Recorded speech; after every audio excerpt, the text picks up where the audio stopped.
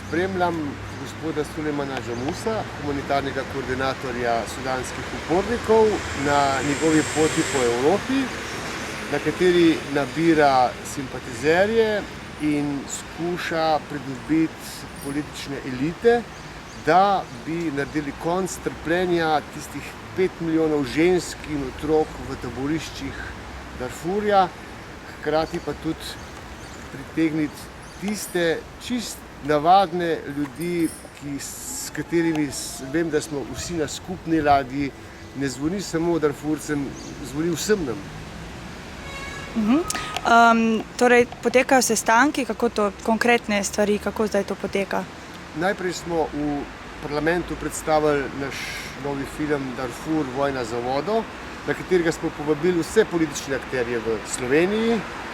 Udeležba ni bila za pohvaliti, pa vendarle tisti, ki so prišli, so nam obljubili podporo in ta zadnji dni zdaj jih pač obiskujemo še posebej in skušamo prepričati, da se ta vojna v Darfurju, da se ta rak širi in da se metastaze širijo ne samo čez Afriko, ampak da bodo begunci plusknili tudi k nam in da morajo naši politiki v Evropski uniji, zdaj ko so končali predsedovanje in imajo več časa, prositi za spremembo odnosa, ki je bil do zdaj zelo ignoranten. Evropska unija ni praktično nič, razen da je pošiljala pomoč, naredila za politično rešitev darfurske krize.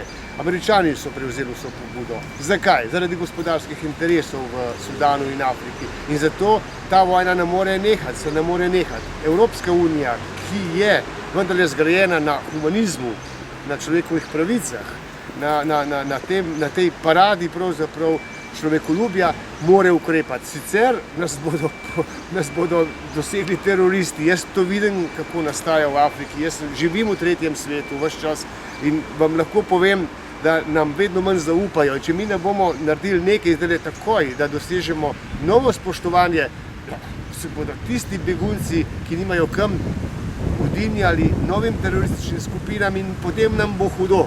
Zdaj je čas za ukrepati. Zato prepričujemo politične elite, da morajo pač na nov način videti problem Darfurja in cele Afrike.